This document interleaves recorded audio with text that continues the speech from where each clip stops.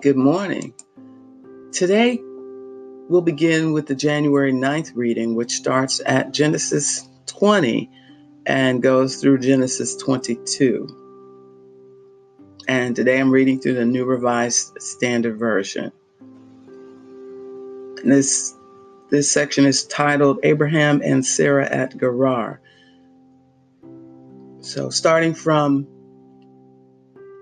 Genesis 20, it reads, From there, Abraham journeyed toward the region of the Negev and settled between Kadesh and Shur. While residing in Garrar as an alien, Abraham said to his wife Sarah, "She is my sister." And King Abimelech of Garrar sent and took Sarah.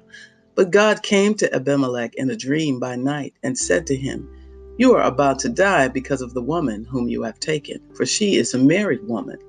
Now Abimelech had not approached her, so he said, "Lord, will you destroy an innocent people? Did he not himself say to me, 'She is my sister'? And she herself said, 'He is my brother.'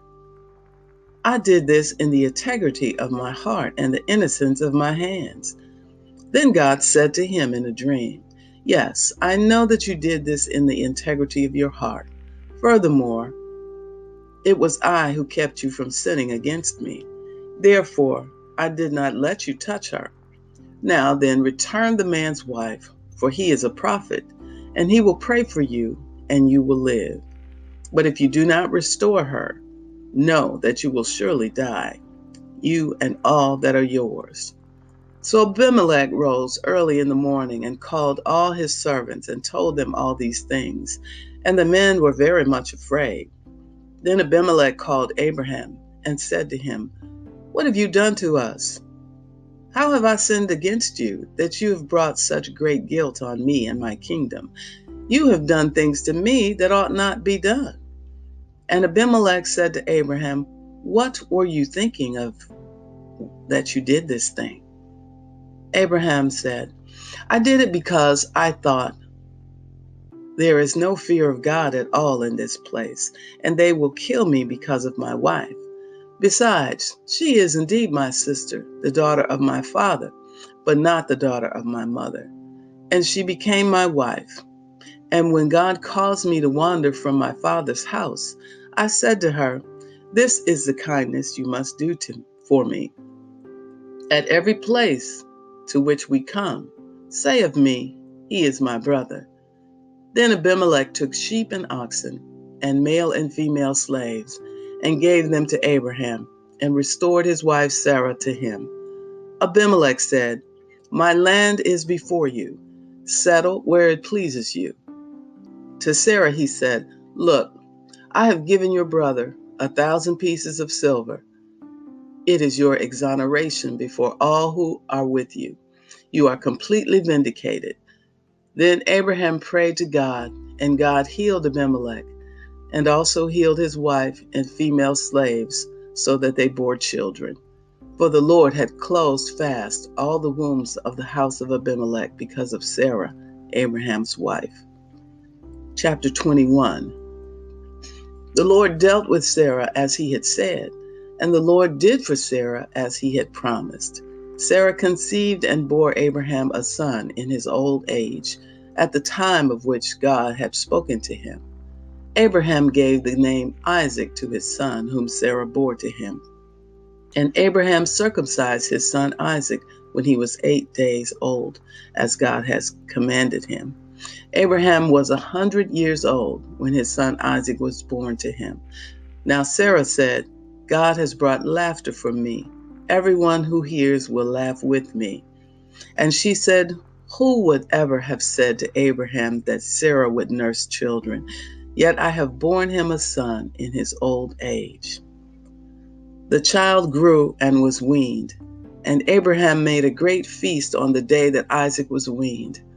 But Sarah saw that the son of Hagar the Egyptian, whom she had borne to Abraham, playing with her son Isaac. So she said to Abraham, "Cast out this slave woman with her son, for the slave of this slave woman shall not inherit along with my son Isaac." The matter was very distressing to Abraham on account of his son. But God said to Abraham, "Do not be distressed because of the boy and because of your slave woman. Whatever Sarah says to you, do as she tells you. For it is through Isaac that offspring shall be named for you. As for the son of the slave woman, I will make a nation of him also, because he is your offspring." So Abraham rose early in the morning and took bread and a skin of water and gave it to Hagar, putting it on her shoulder along with the child, and sent her away. And she departed and wandered about in the wilderness of Beersheba. When the water in the skin was gone, she cast the child under one of the bushes.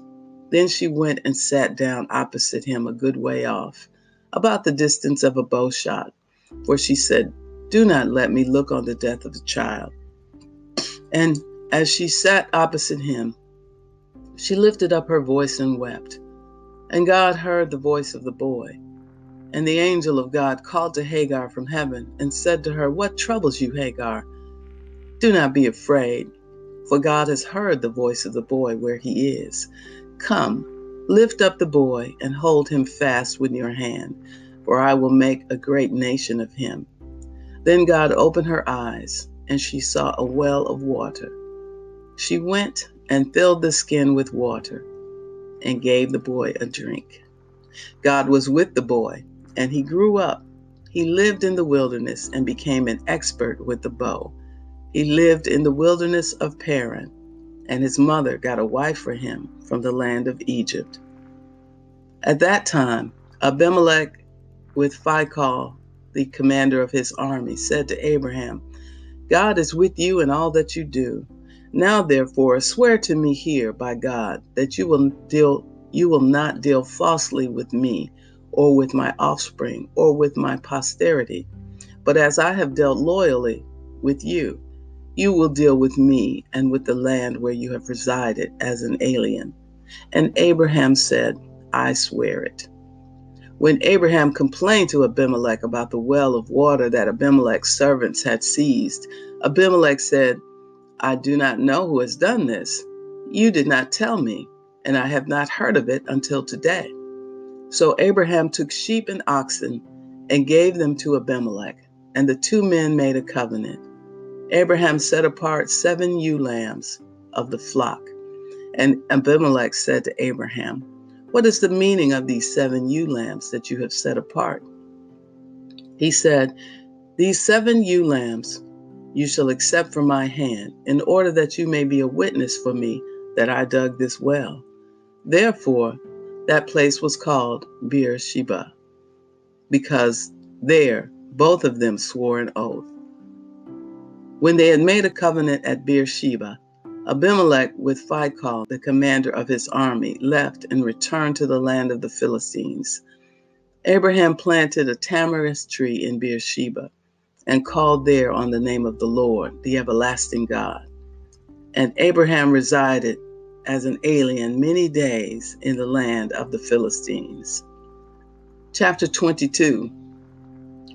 After these things, God tested Abraham and said to him, "Abraham." And he said, "Here I am."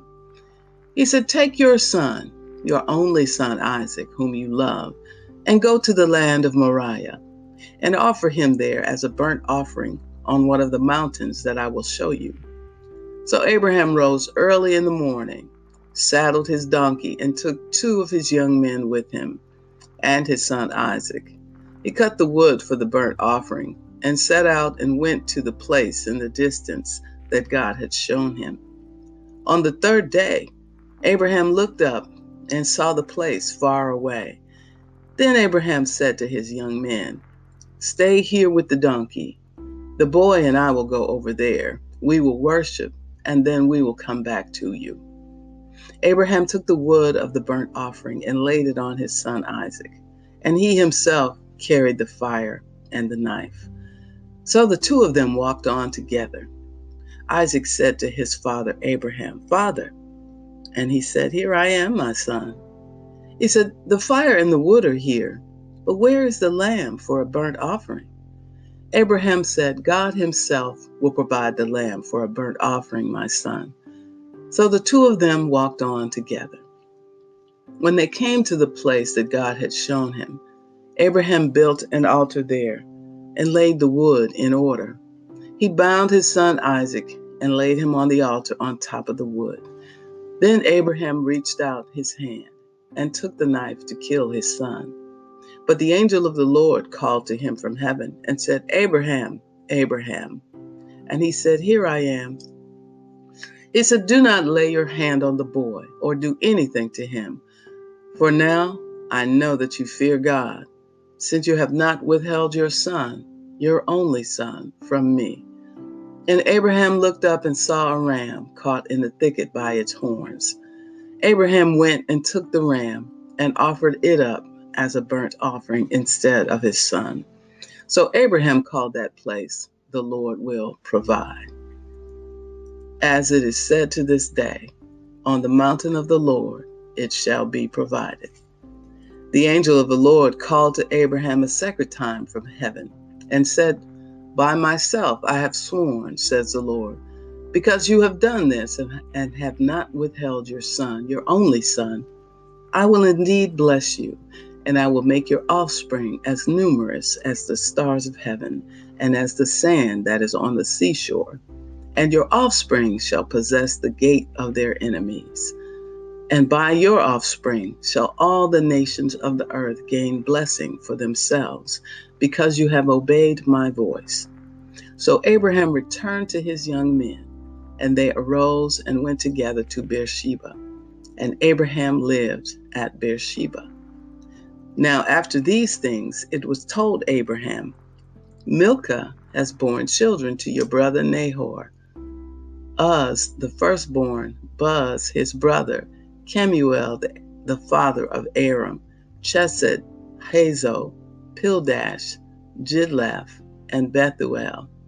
Bethuel became the father of Rebekah. These 8 Milcah bore to Nahor, Abraham's brother. Moreover, his concubine, whose name was Reumah, bore Teba, Gaham, Tahash, and Maacah.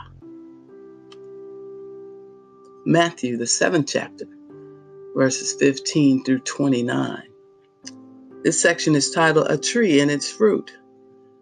Beware of false prophets who come to you in sheep's clothing, but inwardly are ravenous wolves. You will know them by their fruits. Are grapes gathered from thorns or figs from thistles? In the same way, every good tree bears good fruit, but the bad tree bears bad fruit. A good tree cannot bear bad fruit, nor can a bad tree bear good fruit. Every tree that does not bear good fruit is cut down and thrown into the fire. Thus you will know them by their fruits.